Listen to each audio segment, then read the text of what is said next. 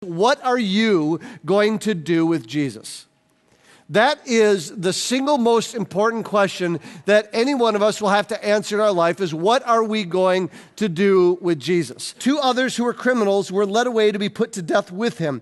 And when they came to the place that is called the Skull, there they crucified him and the criminals, one to his right and one to his left. One of the criminals who were hanged railed at him, saying, "Are you not the Christ? Save yourself and us." But the other rebuked him, saying, "Do you not fear God, since you are under the same sentence of condemnation? And we indeed justly, for we are receiving the due reward of our deeds, but this man has done nothing wrong." And he said, "Jesus, remember me when you come into your kingdom." And he said to him, "Truly, I say to you, today you will be with me in paradise."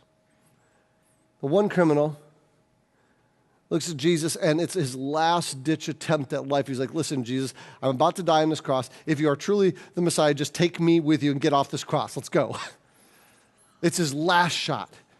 The other guy's like, "Listen, this guy's done nothing wrong, and I don't think our pain is about to stop, but I believe in him. Jesus, when you die on this cross, when I die on this cross, will you take me with you wherever you go on the other side of this whole thing?" And those are the responses to Jesus.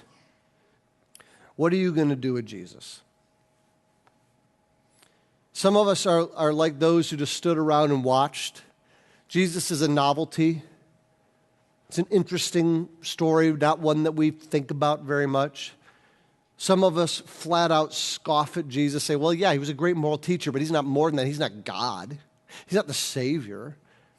Some of us mock Jesus and make fun of him. Some of us in self-protection just use him as our last defense, like the first criminal on the cross. And some of us look at him and say, "You know what? I've made a mess of my life, but you have not made a mess of yours. You have a perfect life. I have a messed up life. I can only trust in you, place my faith in you, that one day I will be with you in paradise."